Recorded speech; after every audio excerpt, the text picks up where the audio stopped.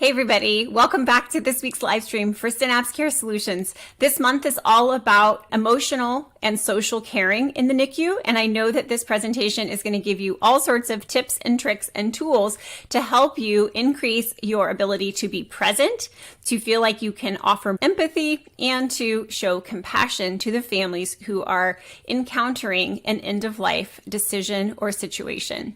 Taryn Schuelke is a child life specialist in Houston, and she specializes in grief and death and dying. This was the second time that I had heard this presentation and took away a million pearls that I know you're going to love. If you want to get the handouts from this presentation, click on the link in the show notes below or scan the QR code on the screen and you can download the slides and other resources from this presentation. So I hope that you enjoy this encore presentation from November of 2022, and I'll see you at the end.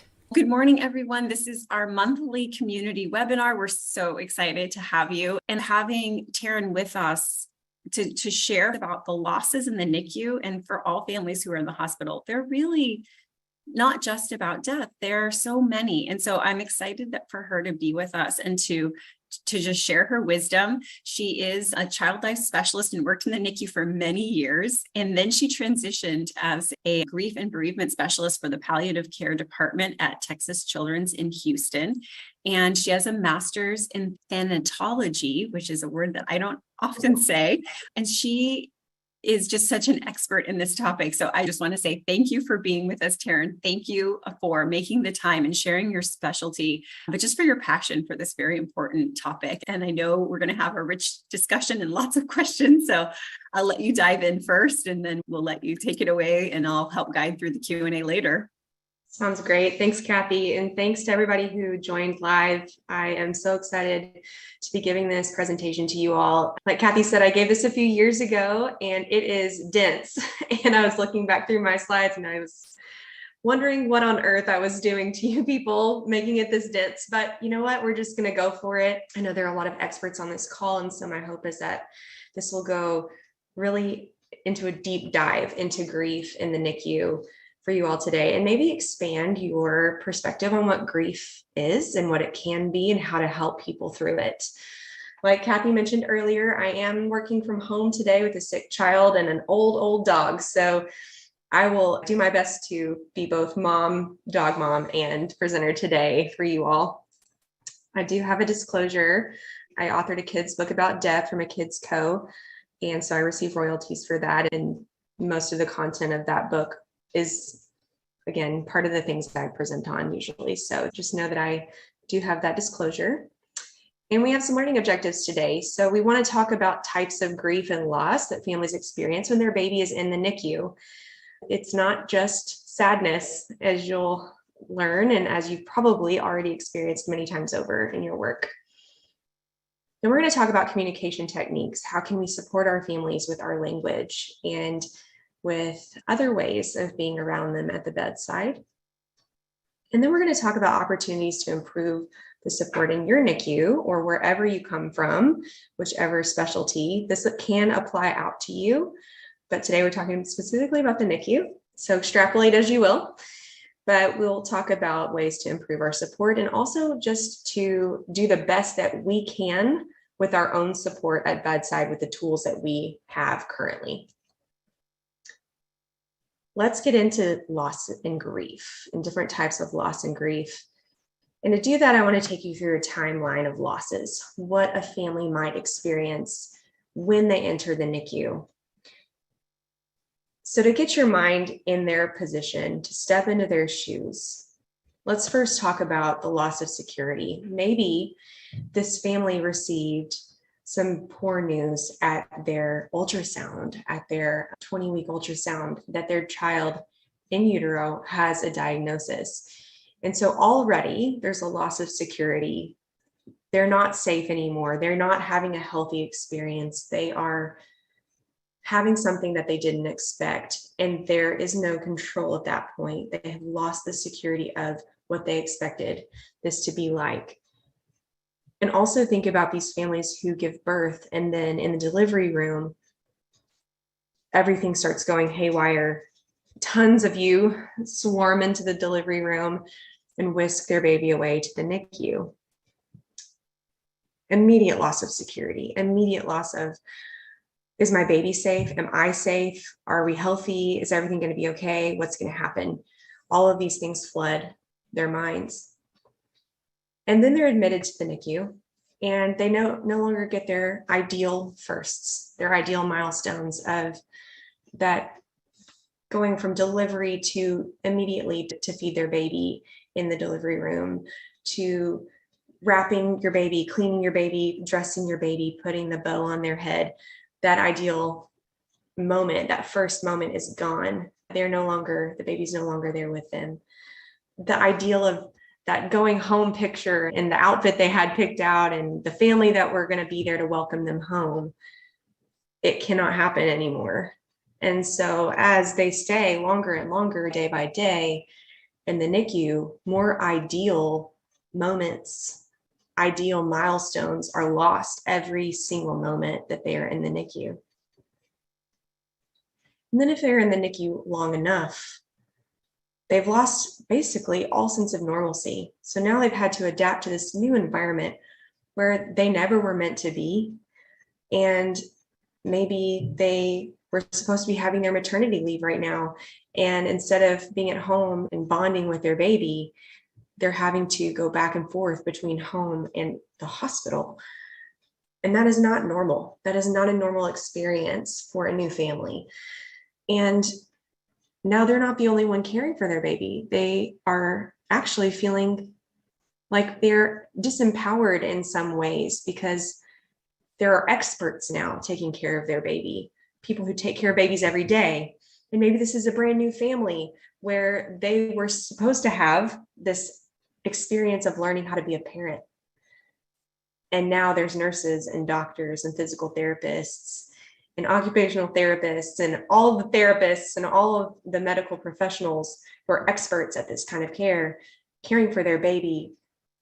And all of a sudden, their normal parent experience is no longer theirs. And if it goes on for long and long and long and long and longer, imagine these babies who are in the NICU for up to a year, or who now were diagnosed with a chronic condition, or who suffered a birth injury and will never be the same after that. These families are now having to completely readjust everything that they knew in their life. They might have friends that didn't show up for them the way that they hoped they would. And so they're starting to lose friendships. Now one of them has to stay home with the baby because the baby has serious needs and they need to be at the bedside in the NICU as much as they possibly can, so they lose their job. Certainly at this point, all of these elements have created a loss of control. But when you're so far deep into the hole of the NICU, it can feel like you've lost all control. And there's nothing that's in your control anymore. You have definitely lost rest because you've been trying to sleep in a rocking chair at the bedside, or you are trying to sleep away from your baby at home and you're restless because you can't sleep because your baby's not with you. You're woken up all hours of the night from the alarms and the cares and things like that at the bedside.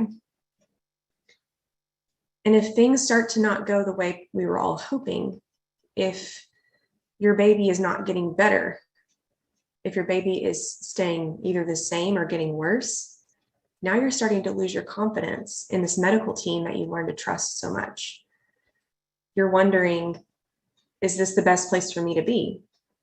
Are these the best doctors and nurses that I could have? And probably it is the truth that they have the best care, but they're starting to wonder those things and starting to lose confidence because it's not going the way they hoped. And finally, they might start to lose some hope. They might start to lose the things that they're hoping for and are having to figure out new things to hope for. And I just want to bring your attention to the fact that all throughout this timeline, we're having family meetings with these families, one after another. And usually when you have a big family meeting, it's not to deliver good news. I think we all know that's true. The families certainly know that's true. We don't gather all together to say, hooray, we're getting better. No, It's usually a family meeting to say, I'm sorry, but this isn't progressing, or I'm sorry, but this part of the brain is continuing to break down, or I'm sorry, but her gut, there's a portion of it that's not working anymore. And it's these big family meetings are happening all throughout these moments of loss and these moments of grief. And we sit there and we wonder, why aren't they getting it? Why don't they understand? Why? We've said this so many times. Why aren't we on the same page yet? I don't get why they can't just understand what's happening. But these people are grieving. And every single moment of this is a loss for them. And when you are grieving and when you are in a moment of loss, you can't think up here with your front brain. It's not possible. You're back here in your hindbrain. And all you can do is do your best, but you're not able to process the way you used to be able to process when you're in a moment of grief. So they truly sometimes can't grasp all this information. And they just have to do the best with what they have, and we have to meet them where they're at. So back to the timeline. If everything progresses to the point where medicine cannot help any longer, there's nothing more that we can do to cure. And then the ultimate loss occurs, which is the death of the baby.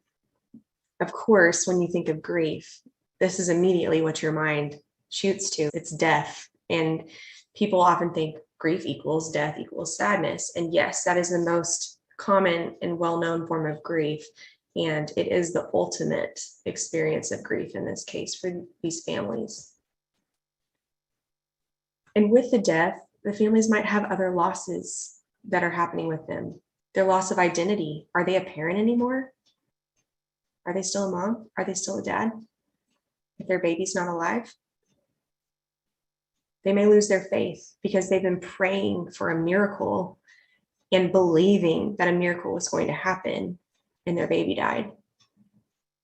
So what does that say about their faith and their God?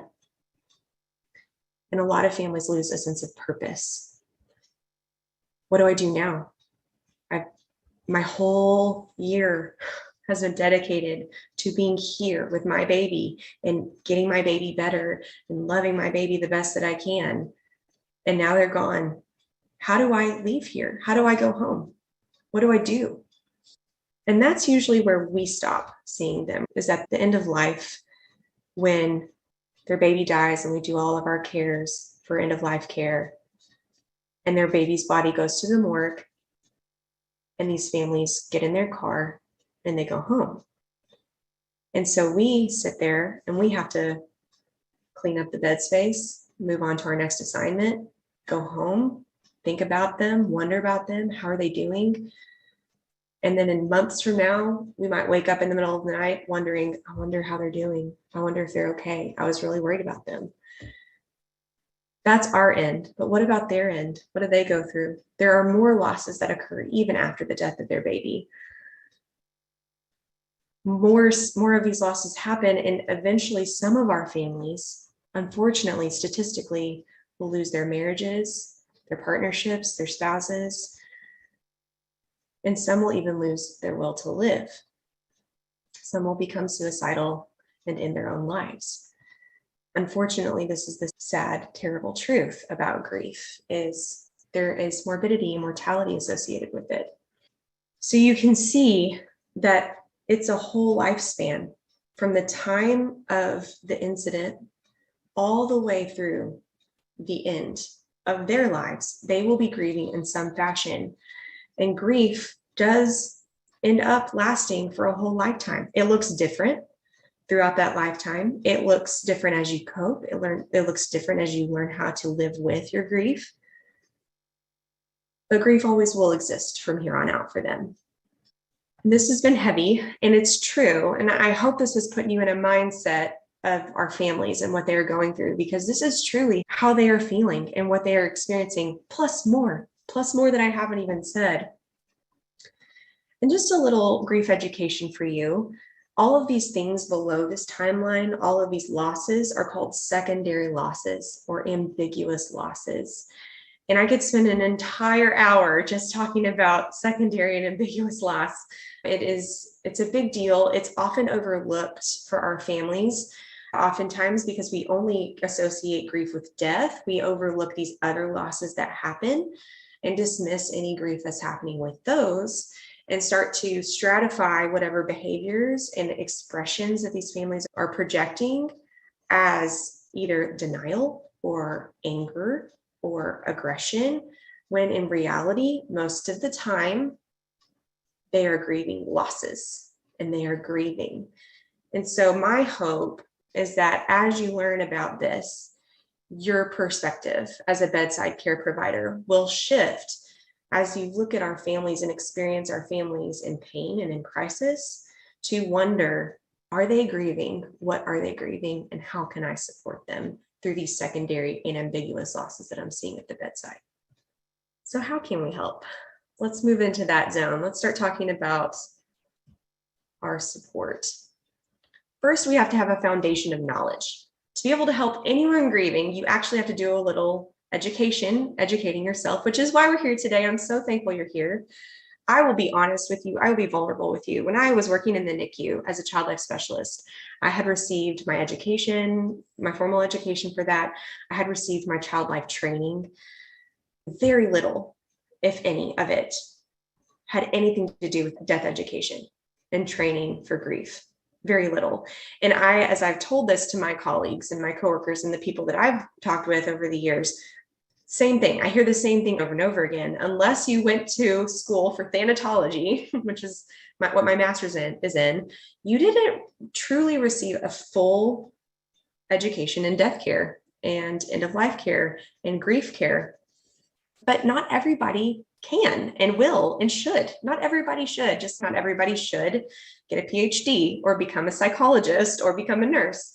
We all have our own specialties. And so today, my hope is that I get to take my education and gift it to you, and so that you feel more empowered at the bedside. I'm going to move this little box because I'm worried this might be blocking your view. There we go. So when we talk about grief theory, most people I ask, hey, can you name a grief theory, or do you know anything about grief theory? What have you heard about grief theory? Most of them say the stages of grief. At least that's been my experience. Every time I ask someone, they're like, oh yeah, the stages of grief, there are 5 stages. So I first want to talk about that. I want to address staged grief and our understanding of what grief is. It's not that. Just first and foremost, let's just dismiss this concept of staged grief. Here's why.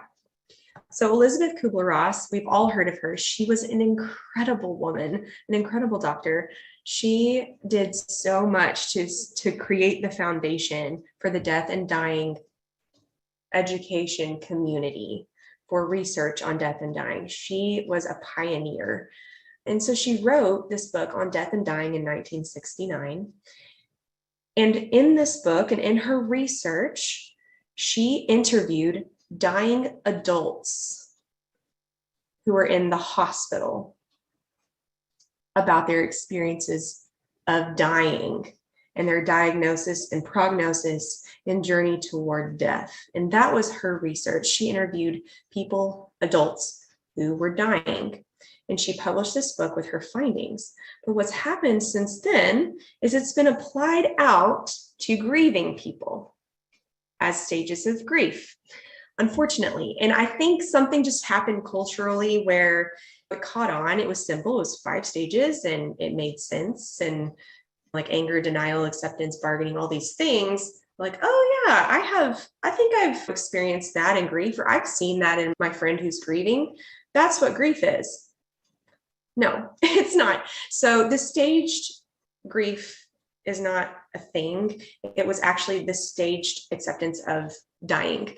So what has happened is since we have decided as a culture that this is our knowledge base of grief. We've applied it out to people, and what this has done to grieving people is it's actually made them feel really disenfranchised and made them feel very other. And that's not my experience. I accept that my child has died. I know they have, they're not here. But I go between anger and peace and joy and despair all in one day, the whole day. And so why am I not moving through the stages? And that's what's happened. And so since the 1950s and 60s, since this research was done, we've actually come out with newer grief theory. I just want to assure you that we've continued to do our good work in researching grief, and there are newer, better models that we can use for our practice.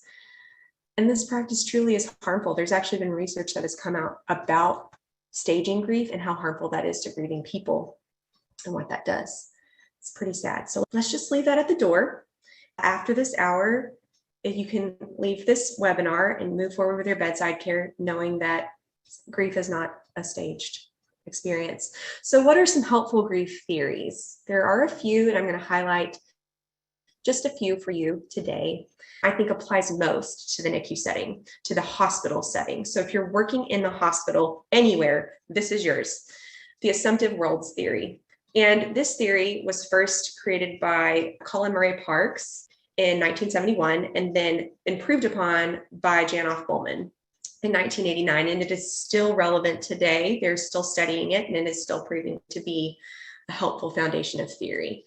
So what the assumptive worlds theory truly describes is a trauma experience.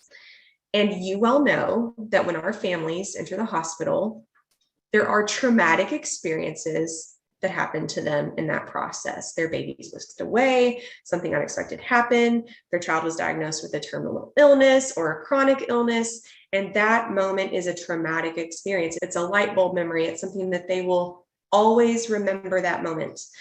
And so what happens in that moment is their assumptive world is broken. Before that moment, the world was good. It had meaning, and they were worthy to live in a good, meaningful world. And when you experience trauma, that breaks open, because now all of a sudden, in what good world would my baby be dying?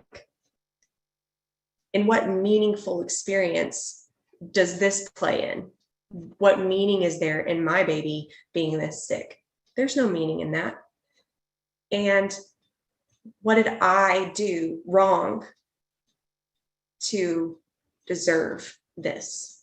And my baby is worthy of everything. They didn't do anything wrong. What did they do to deserve this? And so this world cracks open. And what we get to do as healthcare providers is help piece a new one back together for them, so that they can come to a new understanding of a good world and a new understanding of meaning in their lives, and a new found experience of worthiness to continue living. Another theory is this dual process model. I love this one. It is so helpful to families. I feel like when I explain this to grieving families, they go, yes, that is my experience. This is what happens to me all the time. And so what it signifies is loss-oriented experiences and restoration-oriented experiences within grief. So after someone dies, after a baby dies, let's keep with our theme here, families will go through thought processes and actions, behaviors, and emotions in both of these realms, and they oscillate back and forth. They just keep ebbing and flowing back between these two. Loss-oriented experiences would be something like ruminating on the death experience, what happened at the death, ruminating about what they did, what was happening to their baby, ruminating on the funeral and the memorial service, whatever that was, thinking about every detail of that. It could also be staying in bed, not getting up, doing normal tasks because they are overcome with their grief and very much present in their pain. Those are loss-oriented experiences. Now, those are experiences that people need and have to go through. in grief. Those are normal. No, those are very normal experiences. And it's your body and your brain learning how to live without your baby. Now, restoration-oriented experiences are also normal and important. They are things like getting up and making breakfast and living that day. They are things like making a special memory box for your baby's clothes. They are things like making plans with your family to go outside to a park tomorrow. Anything that has to do with restoring to your new normal, those are restoration oriented. And so families are doing this all the time. And it's all very normal. And it's a part of the process of reorienting to your current new way of living. And I love this one too, continuing bonds. Oh, this one's beautiful. This is a lot of what we can actually do in the hospital. This is what we get to set up as healthcare providers at the bedside during end of life care. So in the continuing bonds theory, there is a debunking of Freud's original decathexis theory. I'm going real deep here, but a long time ago when Freud was alive and teaching everyone about grief, he taught decathexis, which means that you are supposed to detach from the person who died. Don't think about them. They don't exist anymore. They're gone from this plane of existence. They're gone from every plane of existence. It's over. That life is over. You are still existing. Move on. Move on is the tagline of Freud. Klaas, Silverman, and Nickman have studied this experience because that actually still trickles through into our cultures today. And there are actually many cultures who still firmly believe, move on, don't talk about it, don't think about it. Okay, so that is a very common thread that has led up to our present. But what we've learned is that bonds continuing actually is healthier. It lowers morbidity and mortality rates. It helps with helpful, positive coping. It's really beautiful. So how do you do this? How do you continue a bond after a death? They've created this model where there's the physical presence. Here we are today watching a webinar. You and I are alive, or we're doing this thing. Maybe it's a little early and we're groggy and we have our coffee, but we are alive and our physical presence is here. After death, the spiritual presence continues. Now, this has nothing to do with religion. It has to do with the relationship that was formed while living. So the spiritual presence means that you still have a relationship because of the love that existed. Someone just wrote in the chat, a person cannot move on. You are connected forever. That is my experience. You're absolutely right. And I want you to know that almost everyone feels that exact same way, but they're scared to say it because a lot of people think that they should move on. And that is absolute baloney. Okay. No one moves on from the death of a loved one. You move forward. You do not move on, but you do move forward. So that's the whole experience of continuing bonds. You learn how to live with this newfound relationship with your loved one while they are physically absent, but spiritually present with you in your memories, in your mind, in your soul. And you continue that bond and reorient their spiritual presence into your everyday life by, what do? We memorialize, we visit gravesides, we leave an empty chair at a table at holidays, we hang up their stocking on the mantle at Christmas, we talk to them when we're alone. We do. And that a lot of people do that, and that's okay. We tell them about our day, we write them letters, we watch family movies of them and recall those feelings and beautiful emotions that we had while they were living. That is continuing bonds, and that is healing. It heals, whereas decathexis hurts. All right, that's a lot of theory, but they're very helpful theories, and I hope that they're tools for you in your toolkit, because what are theories if not just educational tools that you can then provide actual care with, right?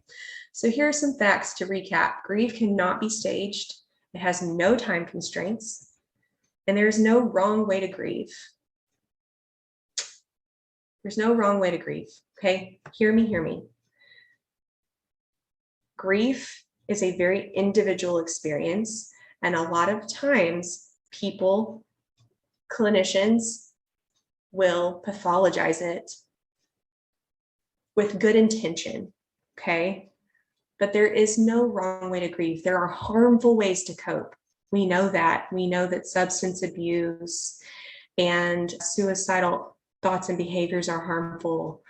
We know that there are harmful ways to cope, but we can work with the coping, but the grief is very individual. There's an increased morbidity and mortality with grief, especially after the death of a child. And here's the truth. Many people can say stupid things. They can say stupid things like move on. They could say stupid things like at least you blank. They could say many stupid, hurtful things while they're trying to be supportive. So how do we not be one of them? That's the question, right? How can we be the person who is helpful and not hurtful, and thoughtful with our words and not harmful with our words? So let's talk about some of those stupid things that people say and do. So when someone is sharing with you, when someone is talking to you about their grief, or you are present with someone in their grief, and maybe it's the moment of death, maybe it's afterward when you're hearing about it, one of the worst things you could do is interrupt them, unfortunately. And I think we can all look at this and think about the times that this has happened to us. When you were the person in pain and suffering, and this happened to you, you know how terrible it feels, right? So let's think about that and connect on an empathetic level. Please avoid interrupting grieving people. If they're talking to you, that is sacred. That is special. They don't do that with just anyone. They see you as a safe person and they're trying it out on you. Okay? Let them speak. Let them talk. Don't interrupt them. Just listen. If you're talking more than the family is, something's wrong, because this is about them and their experience. You should be listening more than you're talking. Okay? It's hard because we want to fill the gaps. We want to fill the space. We want to be supportive and say things, but silence can be golden. Compassionate silence can be golden in these moments. I've seen a lot of missing cues, and I have missed a lot of cues. It happens all the time where the family is using certain types of language. Maybe they're talking about their child in the past tense already, anticipating that death. And we don't realize that or catch that. And then we continue to talk about their child in the present tense. We have to watch the cues of the family. Maybe their body language is turned away from you. And you just keep on, you're missing that cue that they have had it. Like they've had enough. They can't do any more of that right now. So we have to give them space. So watching body language, listening to tone of voice and specific words, being very present, being attuned to your families will help you not miss those cues and then adapt to them. Kitchen sinking. This happens a lot in family meetings, I've noticed, unfortunately. We'll start recapping all of the things that we know over and over again. This happened on this day and this, and then that organ system failed, and then this one failed, and we tried this therapy and that didn't work. And then we're kitchen sinking. We're throwing it all in the kitchen sink. And what's happening in the family's mind at that point is, I know, I'm overwhelmed. I've been living it. What are we doing here? Why am I having to listen to all of this over and over again? It can be very overwhelming for them. Appearing distracted or aloof. So this is a hard one because we have other patients usually, and we have other things going on when we're on the unit. And so a simple ringing of your work phone to hear about the baby that's coding in the next unit, to the family, it can appear distracted. And it feels distracted because it's not about their baby. And this is the tale as old as time. We have to figure out how to be present in this person's space without appearing distracted or aloof. So we have to do our best to not be that way. Misalignment. So when a family is wishing or hoping for something and we dismiss it I'm hoping for a miracle. I'm hoping my baby just pulls through. And then we say, I really don't think that's going to happen. And I've never seen that happen before. That's misalignment. And now you're on two different pages and you have to rebuild that trust. And that's very difficult to do. And then making it about you. It's not about us, y'all. It's not. We don't have to live the rest of our lives with the death of this baby. They do.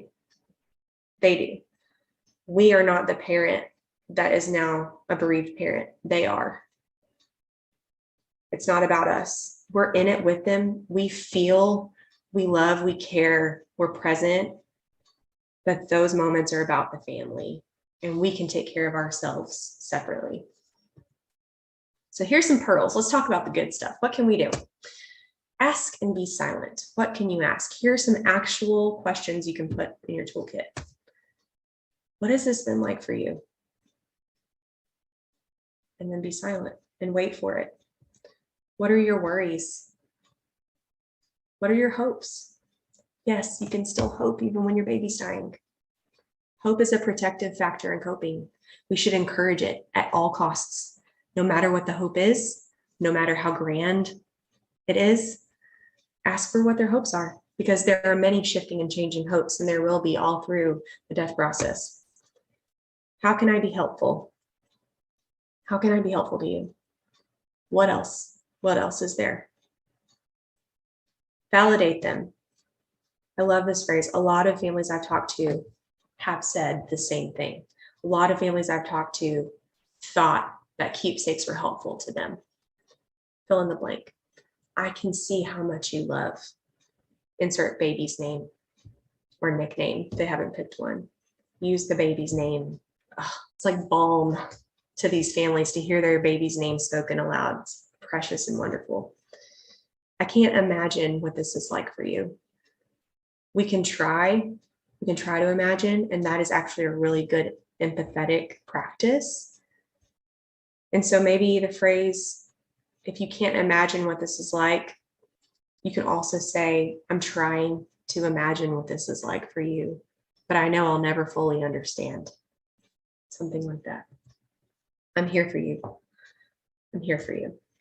Cultural considerations. The biggest point I want to say about this is this first bullet, compassionate curiosity. We are many different people, right? One community. We are from all over the world, even the people on this call. Our families have so many different cultural, religious, family, community practices and thought processes and ways of living in this world. And so we have to be sensitive to those things when families are grieving. In anticipatory grief, at the time of death, and beyond. And the best way you can glean what it is that this family specifically needs for their cultural needs is to be compassionately curious, to ask, is there anything that's important to you at the end of life? What's important to you and your family? How can I make that happen? Is there anything you need for your religious traditions that would be important to you? How can we make that happen? Compassionate curiosity. If you can just use those tools, you don't have to be a cultural broker to every single human being on the planet. But if you're authentic and humble and curious about their experience, you can meet that family where they need in that moment and do the best you can with that and be respectful of that. I'm seeing a question here in the chat. I'm going to pause really quick. Do you have thoughts on the parents holding the baby while they pass and observed pressure on parents to hold when they don't want to? I do have thoughts on that. It's difficult, but I think it fits right into this slide. Okay, I do. So this was a good timed question. We as healthcare staff, we have seen what is generally helpful to people, and we have seen those few families who don't fall into that category of what is generally helpful. One of those things being holding the baby as the baby dies. A lot of families will want to do that. It is a very difficult thing to do, to hold a dying child. And we all know that because I've held dying children, you've held dying children. I'm sure it is incredibly difficult. I don't know what it would be like as a parent to hold a dying child. None of my children have died, and I hope they never do. So I cannot begin to place my own thoughts and what I think would be best upon this one individual family that's choosing not to hold their baby. Because what if that breaks them? What if that's the one thing that would break them beyond repair? What if that's the one thing that traumatizes them so deeply that they're not able to move forward and live their life?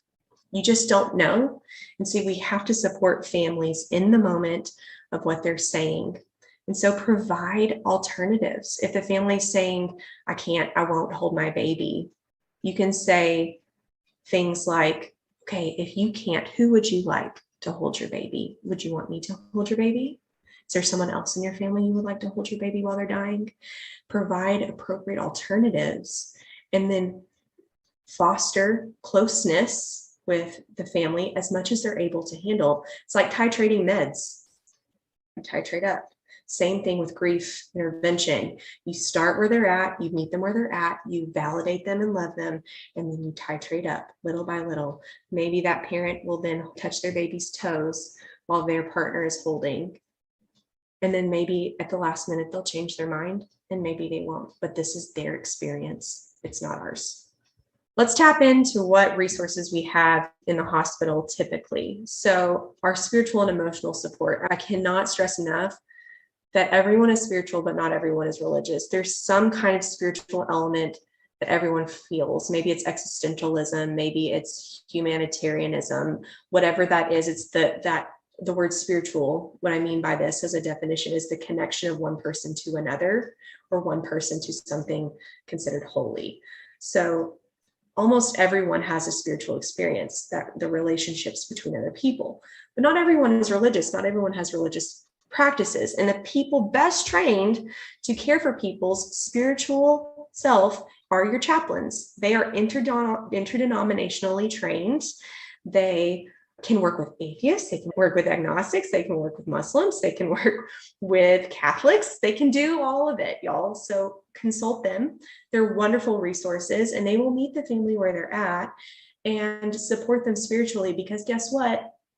Spiritual care in times of pain and suffering the research shows you actually have better chance of recovery. How about that? Isn't that amazing? So consult your chaplain. The roller coaster and the mixed bag of grief. The roller coaster of mixed grief. The mixed bag of grief, where families are feeling one way this second, another way that second, and it's a lot. There are these needs and those needs and this resource that they don't have. Consult your social workers. They're trained in supportive counseling at the bedside with families. They have many community resources. They have sometimes access to other hospital resources that the family may be able to tap into. So consult them and let them do an assessment. Your child life specialists are excellent people to provide bedside legacy building in all the various ways that can be, in whatever ways the family says yes to or needs. And they can also do really excellent work with siblings. I feel like siblings are often forgotten in these moments. They're either at home or they're brought to the bedside and then allowed to say goodbye and then shifted off with another family member. Child life specialists can help the siblings understand what's happening in an appropriate way and help them cope and them grieve. Children grieve, y'all. They do. I'm saying y'all, I'm from Texas, so excuse me, but they do grieve. And these clinicians are specifically trained to support children in their grief and what they're going through. So consult them as well. And if there are some extremes, if there are some extreme psychological pain and suffering, if there are suicidal thoughts and behaviors, if there are reckless behaviors or threats or things like that, we have these higher levels of mental health care in psychology and psychiatry that can help support the family as well. As an interdisciplinary team, interdisciplinary, not multi, inter, meaning We are all at the same table, and every discipline in the hospital has a valuable input into the care of this patient. Equal footing, okay? We have to work together in order to provide the best possible care to this family. We have to do it together. We have to be a united front, all on the same page, so that we can reduce the chance of miscommunication or different messaging to our families. I can tell you for a fact that in my experience, all of the families that I've worked with the year after their child's death, one of the things that sticks with them the most is when we as healthcare providers are not on the same page and then their child dies. That is a recipe for disaster. So if we are not on a united front, it will greatly, deeply, for a very long time, affect our families in their coping. Grief is multidimensional. So is our care. We are all multidisciplined. So let's all bring it together as an interdisciplinary team and provide that level of care. If you have palliative care at your facility, consult them. I'm on palliative care. I can speak to the value that it brings, especially in pediatrics with concurrent care. You can have both curative and palliative care at the same time. It's a beautiful thing for children, not adults, but children.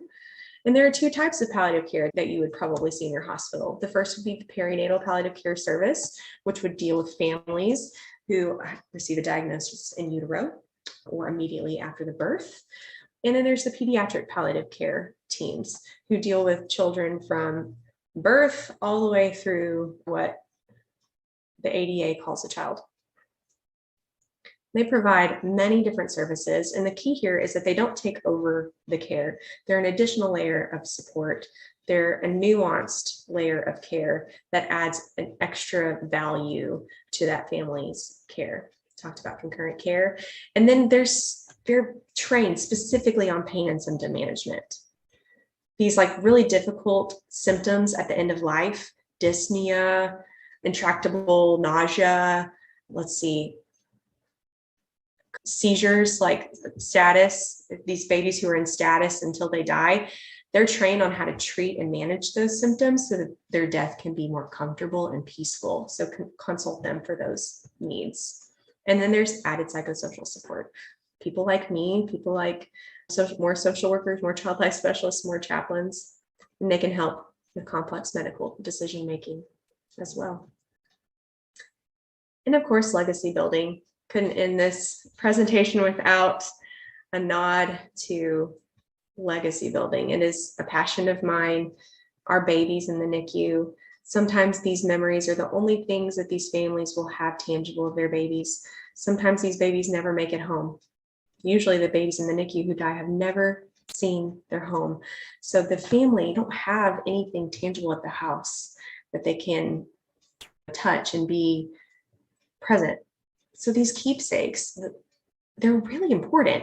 And what they do, in essence, and on a deeper level, is they validate the dignity and worth of this baby's life. They are a tangible representation of how meaningful this baby was, how important this baby was to this family. And so if we can provide any kind of keepsakes for our babies in the NICU, we should. These are just some of the ones that I've done over time with families. All right.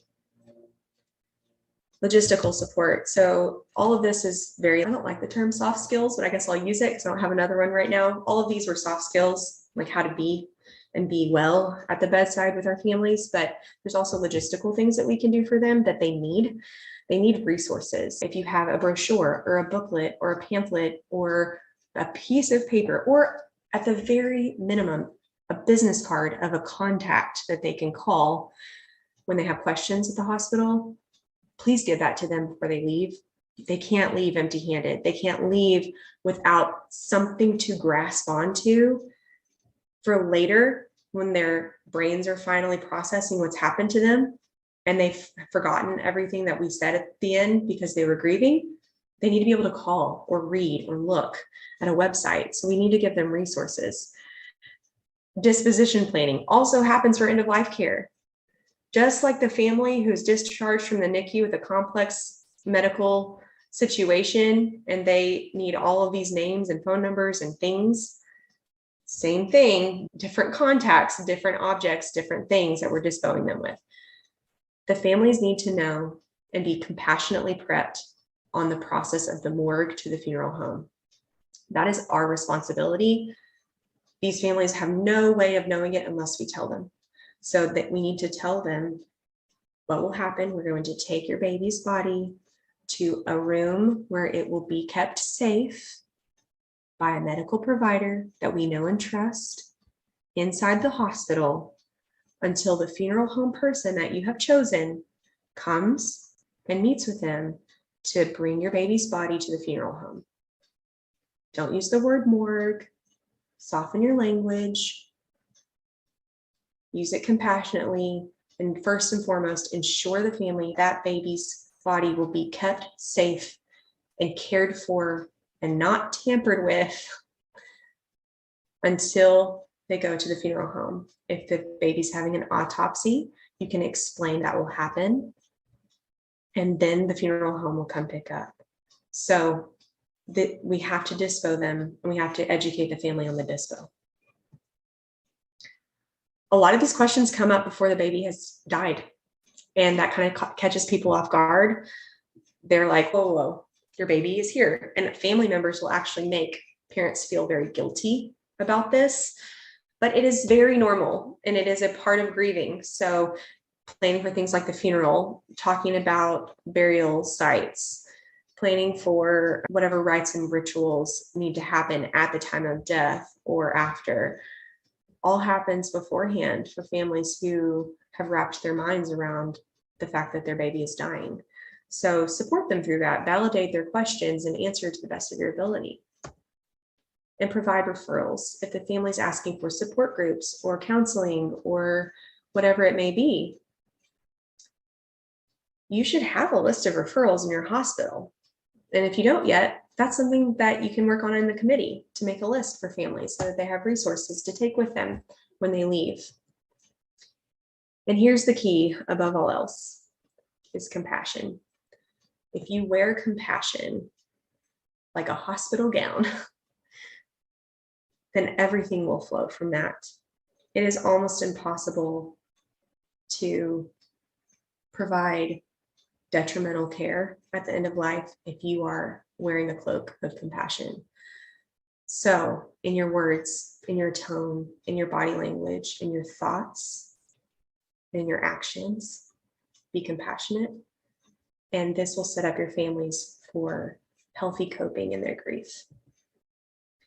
I've provided a glossary here and references, and now it's 11 o'clock on the dot. I'm very proud of myself for that. What I'm going to do is I'm going to go check on my son who is sick, and then I'll come back and we'll do discussion. How does that sound? Oh my gosh. Thank you, Taryn. Please do go check on him. If you would like me to unmute you, go ahead and raise your hand. I'm happy to do that and have this be a more verbal conversation. What did you all think? Was that incredible or what? I have like my little, I'm in the hotel and have all these little notes on these little papers. I just thought it was amazing. Tiffany, you are unmuted. Go ahead. Hey, great presentation.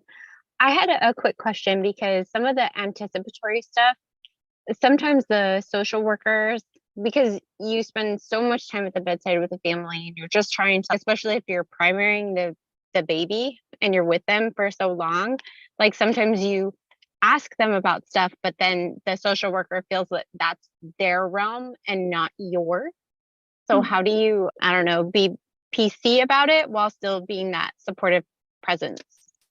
Yeah, I think this happens everywhere. I think it's just a healthcare thing. We all have our specialties and our areas of education and training. And so I think we can all get a little territorial at times over what we're doing with our patients and families. And it might just be that's something that they really enjoy doing and they're missing that opportunity and feeling sad about that potentially. I would just say that if the family brings it up to you, that means that you're a safe person. And that means that they trust you.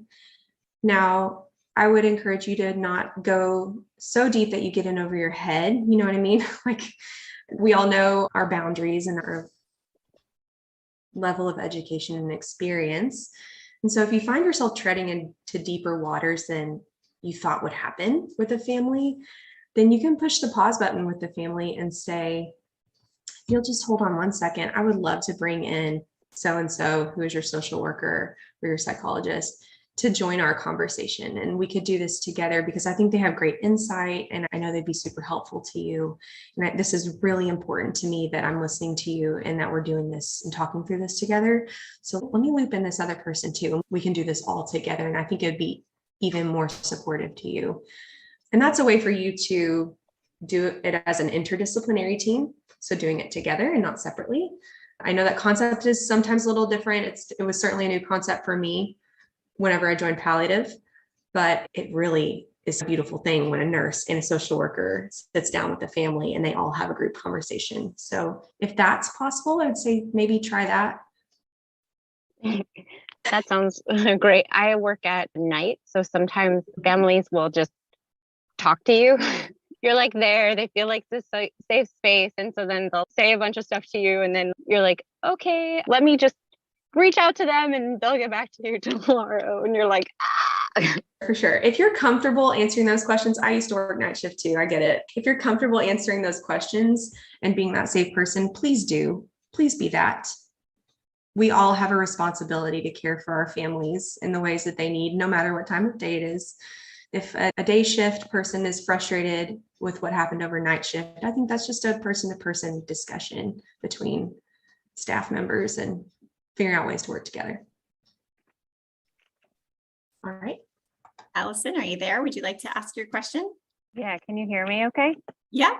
Okay, so I'm a child life specialist in a NICU at a large hospital, and I recently had a family, and I'm really glad you brought up the anticipatory grief because this family was talking about their baby being dead or dying really before anybody else was talking about it. And it was really, I struggled with it because they wanted to see me right away because they had a toddler sibling at home and wanted to know how to talk to him about his baby sister dying, and she hadn't even had her MRI yet. And like, the medical team wasn't there yet. We knew it was a poor prognosis, and me personally, I struggled with it. I try my best to keep all my personal feelings outside, but I was like, whoa, I didn't feel like we were there yet. And I wanted to prepare the sibling for the baby being premature and hospitalized and first but so I was just wondering, how have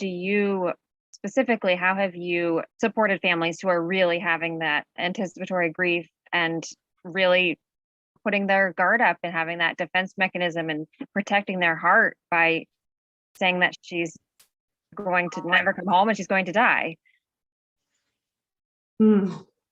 That's a difficult one just because it's so multidimensional and with the medical aspect as well. I empathize with you. It's happened to me before too. So it's not uncommon that this happens. It's just difficult to work with. I think number one, I would clarify with the medical team, which you probably did. Where are we at and what does the family know? And then after that, if the family is continuing to go there, just go there with them.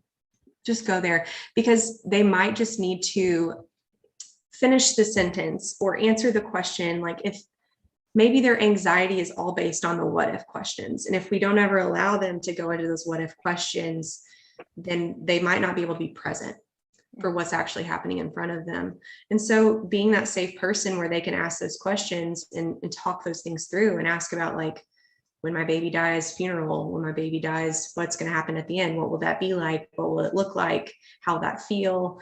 And just letting them ask and process those questions in a safe space can help them complete the sentence, complete the thought, so that they are able to tuck it away for later. And then they've already got that foundation that you've helped them lay if that was to come. I remember there was one family I worked with.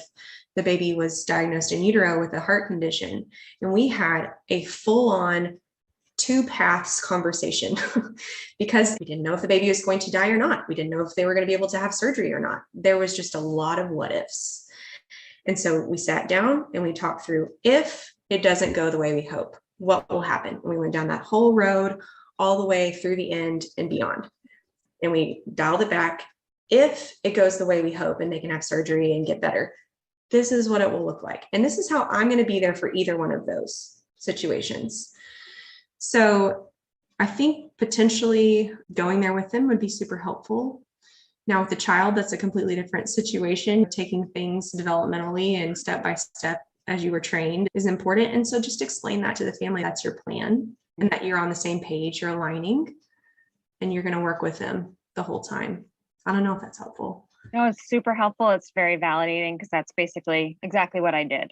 So Great. yeah, Good work. that's very validating. So thank you. It just felt really unsettling inside me because it's not a common situation. We have families who are like have more of the denial or the shock, whereas this family was like right away when I first met them, day 2 of this baby's life was she's going to die and we need to tell our 3-year-old that she's dying and she's never coming home. I'm like, whoa, okay. All right, let's go. So we did. We went there and I was talking with the staff and she did end up dying, but that was very validating. Thank you. You're welcome. Good work. There's so many questions in the chat. I know. I'm like, we're trying to like make my I'm way seeing through them them. all. I see them. Pam, I unmuted you. You had just a couple some practices that your unit's doing. You have a quiet room. You're using cuddle cots. So I don't know if you have any other questions. Tiffany, you had a different question, but I think it's an interesting one. Why do we use the word grief versus loss and disappointment? Taryn, do you think, should we use the word grief? Does loss and disappointment, is it say something different, or is it us being uncomfortable with that word? What are just your thoughts on that? I think Tiffany might want to explain. I was thinking throughout the whole NICU experience, like we have loss and disappointment for every single family, whether their child lives or does not. Yep. And I think that whenever anybody hears the word grief, when we talk about anticipatory grieving and the fact that they're coming to the NICU and they've lost control and that kind of stuff, that sometimes as healthcare providers, we don't look at it the same way, even though it's the same process, that whole not being the one to give the baby their first bath or put them in their first outfit or something that has to do with a holiday, all those little things that make a parent feel like a parent, like giving their baby a bottle for the first time or whatever that we all take for granted, goes along with this grief that they have, whether it's not just the end of life loss that we deal with every day. Correct. But I still feel like it's grief and disappointment. It is. Yes, you're right. A lot of these words are conflated, and that's okay. I think we all understand what we're saying when we say them. In my opinion, it is all grief. Grief is a person's response to loss. That is the just very basic definition of it. And so any of these losses, any of these secondary losses, any of these missed opportunities, those are also losses. People grieve those. We all do. I think that speaks to the human experience. And so I would name that if it felt appropriate and authentic in that moment. I would say you've lost a lot of moments here. And I'm so sorry that you're grieving those. Because the times that I have named that for people on the unit, it's like their eyes just, oh my God, like the realization hits and they're like, I am grieving. That's it. I feel that way. But no one has ever called it that. And they might not even know to call it that themselves. And here's the thing that happens when we call it grief. It opens the door for self-compassion. Because if we're sitting there thinking, I am so angry, I'm so upset, I am mad that this didn't get to happen, I'm disappointed, those are all very like typical things that normal people start to feel guilty for feeling that way. At least my baby's alive. Why am I so mad that I missed Halloween at home? Because you lost Halloween at home and you're grieving that loss. And so when you put it as grief, people think, oh, I need to be kinder to myself. I'm grieving here. And you wouldn't say mean, ugly things to your friend who's grieving. So why would you say mean, ugly things to yourself? You're grieving and put that kind of blame on yourself. And it just puts a different lens on it. And sometimes it's helpful for people to look at it in a different way so that they can start processing it in a different way.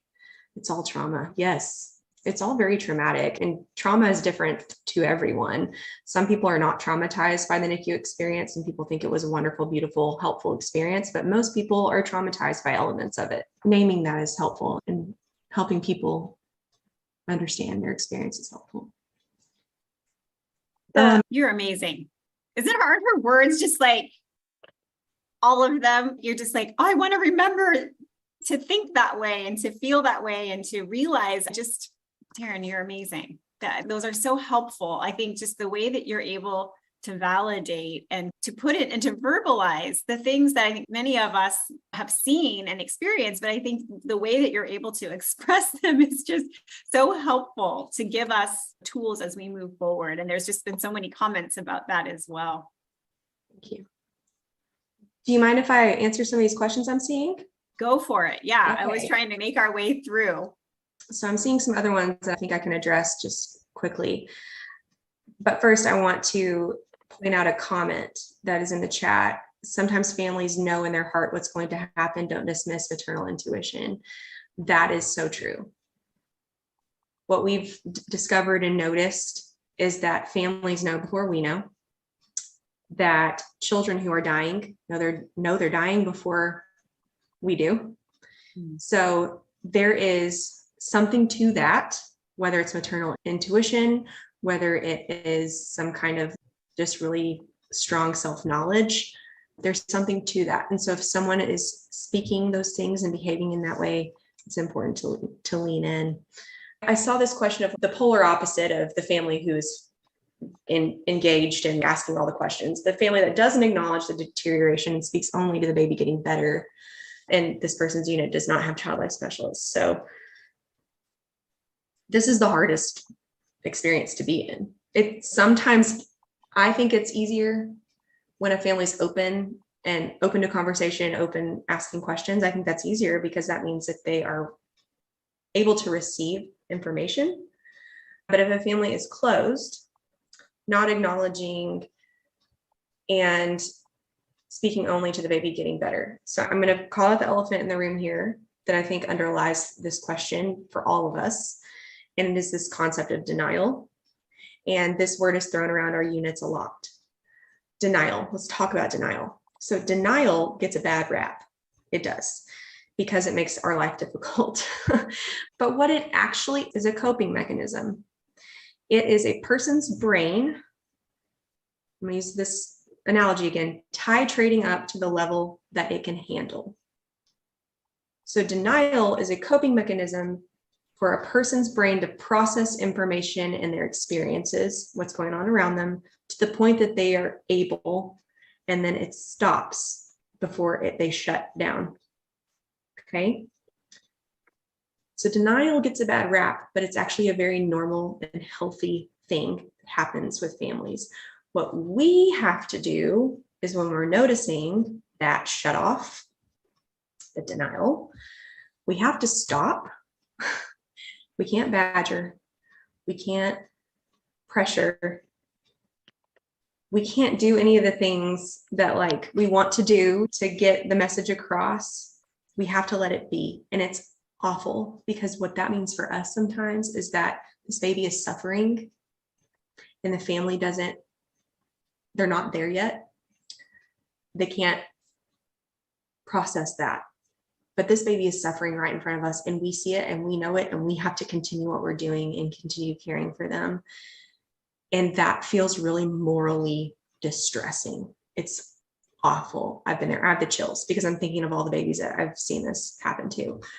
It is one of the hardest parts of our job. So how can we make it better? The answer is alignment, aligning with the family, meeting the family where they're at, getting on the same page, building that trust, using words that validate their experience, and then start talking and slowly moving forward, slowly titrating up. Okay. So what that might look like is this family says, I don't want to hear about that. I don't want to hear about the MRI. It's going to get better. It's going to heal. The brain's going to heal. On Facebook, I know someone told me that it happened to their baby. whatever it is, you listen, and you can also align with them by using these two simple phrases. I wish and I worry. Okay?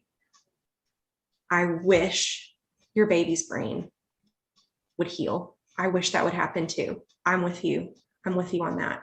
And don't say but, because but negates everything in front of the sentence. Okay? And I'm worried that it won't. And just let it be. Let it sit. That's not badgering. That's not pushing. That's not pressuring. It's you being worried with them and you wishing with them. And after enough time of being worried about things, the family will realize they are also worried. And then slowly you all can align into the same page at the end. And sometimes it doesn't happen. It's rare. Sometimes the baby dies and it's a big mess and the family is blaming us, and that does happen. And that is just what the family is doing as their coping mechanism in their grief. And it's not about you. It's not a value judgment on you or the care you've provided. It's their grief. It's their grief manifesting. And so just let them have that and try not to internalize that too much. I don't know if that was helpful. I love that. I love the idea of the I wish and I worry. I think that's something that we can all really internalize and helpful. I think even in other situations outside of that, and the I wish and I worry, that's a fantastic tool. And I hope you all just wrote it down like I did. I use it at home too. Yeah. I really wish our kitchen was clean. I'm worried that those dishes are going to start smelling and stink. Okay. Yeah, you bring it into everyday conversation. And then when you really need it in that moment, Yes. you'll have it. You'll have it. All right. It's all of your challenges this month. I wish and I worry. Yeah. Those are going to be. The other thing that I wrote down, because I really wanted to remember it, there were so many things, was when you talked about there's no wrong way to grieve, but there are harmful ways to cope. I thought that was really powerful because it separates the two in a way that we can support the coping tool or lack of tool, but that the grief is the grief. And I loved that. That was really, I thought, really helpful to also think of it in those terms. But one of the other questions I saw, and maybe should we wrap up with this one? Or are you finding any others? Would be just, where do people go to continue their education? You shared one website and you have some references, of course, but other than going back to get your master's degree, what are your go-to resources for people? It took me 6 years. You don't need to do that. So the Association for Death Education and Counseling is where I received both my certification in thanatology and a lot of my ad hoc education about death and dying before I received my master's degree. So that's a great website. Say the name of that one again. It's Association for Death Education and Counseling. It's ADEC. I think it's .org. There's a different ADEC out there. That's one. What's Your Grief is wonderful. It's two social workers who originally it started as a blog, and they have such a wonderful way of explaining and educating things. So there's ADEC in the chat. What's Your Grief? I think I might have just sent it to the hosts on accident. And there's that for everyone. I love the way that they educate. So it's for clinicians and for families, that What's Your Grief? Love it. Great education. They actually have, you can pay for an education track for grief and bereavement. If you want to hear from the family's perspective and learn from that perspective, the Courageous Parents Network is wonderful. They have a lot of education. They've got a lot of video education to watch. And they also have a clinician portal that you can sign up for free to get education. So there's that website specifically for NICU. A lot of the traditional ones that we've used is Resolve Through Sharing or End of Life Care and Legacy Building. Yeah. I think y'all probably are aware of that one. PLIDA is an organization that has wonderful resources. I believe they just had their annual conference a couple months ago. LIDA.org, put that one in there. LNEC, thank you, Tiffania. LNEC is wonderful. Goodness. Let's see. Those are great. That's a So good start. Susan asked a couple times, and so I don't know, you're on here twice, Susan, so I can't figure out which one to open the mic on, but she's asking about maybe a definition of compassion and empathy. And I'm wondering if there's a question behind the question, but Yes, please ask me the question behind the question. but Susan, I can try. I'm not sure which one or where you are, but I will put there. But I did think there might be a question behind the question. So you should be able to unmute, Susan, if you want to ask us, or if you're just asking for the definition. I feel like you gave us some really good ones already, but so Susan, go for it. You're still there. I think you are. Oh, Camilla's a nursing student. Awesome. Thank you for being here. Hey, there you are, Susan. Good. My speaker doesn't always work. So how would you define a compassion cloak? I know the word empathy, I know the word listening, but I don't know exactly. How would you define compassion to shield not saying the wrong thing and having it harmful? Okay. Good question. Okay, let me think for a second. Definition of compassion. I think to break the word down, the actual word compassion, when broken down, means to suffer with. So a cloak of compassion means that you're willing to bear someone else's suffering in the moment with them.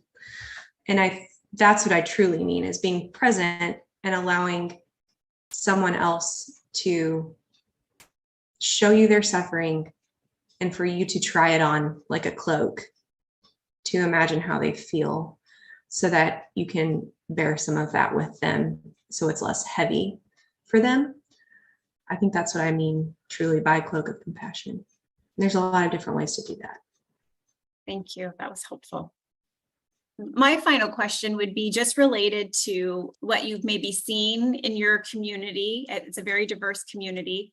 And what does the research show related to racial inequities when it comes to palliative care and to grief care? And this is probably an hour or two on its own, but how do we show up for people when they're in this moment, people who are different from us? And how do we show up in that moment when there's loss and there's fear and there's mistrust? And when you've talked about like all those phases of loss and they're at that place where I don't know who to believe. And then you bring in some of the differences. So there are a lot of them. It is shameful, but it's true. And we have to do it every single day in our care. It looks a lot of different ways. Unfortunately, it means when we notice things like racism on the unit, we come back as a team when we notice those things and discuss the best way to address that. And then we move forward with, unfortunately, having to call that out sometimes in our colleagues and coworkers in a way that is helpful, that will help the family. Sometimes it means that we end up being communication liaisons because we have built that trust and shown that we respect them for who they are with the team. If that trust is broken down, I think one of the hardest things possible in our healthcare system on a whole is when we lose trust with our families. It's almost impossible to bring it back. And sometimes it means that they have to transfer to another facility in order to have care, different care that's helpful to them. But it means that we have to put our pride down. And if a family is saying that they don't feel safe or they don't feel like they can trust us, we have to act accordingly and believe that. And I think a lot of times there are some families that get a rap for being like angry, and we end up labeling them as such. That's the angry family. That's the tough family. That's the family that like, just be careful kind of a thing. And I think as soon as we start labeling people for whatever reason it is, we've already lost, because we can't align with someone we're labeling. It's just not possible. We're othering them. And instead of othering someone, we really need to be able to step in and say, like, how can we support each other? How can we care for each other? and how can I understand you and you understand me? And so I think inequities and racism play into that quite a bit. And it's hard to get to that point. As far as like actual care provision, that's another thing. There are a lot of inequities in how we provide care. Think about like our rural communities who don't have as much access to state-of-the-art care and they're farther away.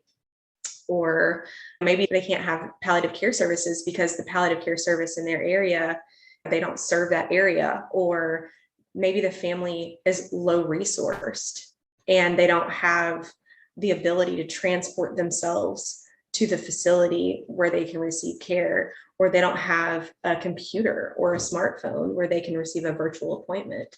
We're in the post-COVID age of technology use in telehealth. So there are a lot of inequities for a lot of people, and we're trying to slowly bridge those gaps just through our everyday interactions with the people we are working with. And I think that's really all we can do at the end of the day, is to be loving and caring and thoughtful about where are our gaps.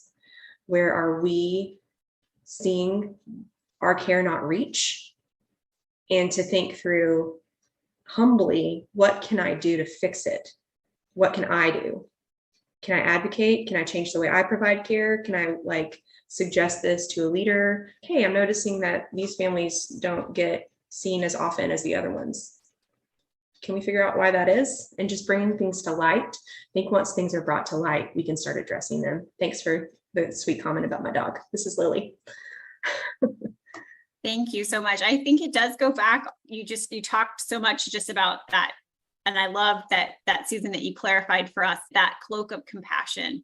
And I think when we do stop, shutting ourselves off from that feeling about others. And we talked about this on the book club with Sue a few weeks ago, that empathy, when we decide to lose that empathy and feeling for the other, that compassion for others, I think we're not able to see it either. And so I think when that reminder of that compassionate curiosity allows us to stay open and to put ourselves in others' shoes and to imagine what it might be like to be on the receiving end of these practices. And I think those are such good reminders for us. Amazing. Taryn, thank you so much. I know you have a lot going on. You're home, you have work going on, a sick child, you're not in your office where you thought you would be and be able to focus, but I feel like it was everything I remembered and more. And I cannot thank you enough for your time and for the work you've done and for just your expertise and just the simplicity and spirit in which you presented the information. It was really amazing. And there's just so many comments, and don't be surprised if you get some new friends reaching out and asking for you to speak at their hospitals and things, because I think your presentation is really so heartfelt and helpful to us. And we really appreciate that. I appreciate you being here and being part of our community today. Thank you for having me. It was really special. And it's great to come back and share with you again, Kathy. Yes. Oh my goodness. Thank you, everybody. Again, just Taryn, thank you for just your generosity with just your time today and flexibility. I know it was a stressful day. Thank you to everyone. And hopefully we'll see everybody next month, and we'll see Taryn again sometime in the future. Have a good rest of your day. Well, thanks everybody for staying to the end. I hope you enjoyed this presentation with Taryn and some of the amazing questions we had from the audience who was there live. If you'd like to get some of the resources and more information that Taryn shared, go ahead and just click the link in the show notes or scan the QR code that's here on the screen. I hope that you've been enjoying our month-long social and emotional caring in the NICU series. We have a couple more, and if you haven't watched the previous ones, go ahead and look on our channel under the live section, and definitely be sure that you subscribe and hit the notification bell so you never miss a live stream from us. Thanks so much, and I will see you next week. Bye.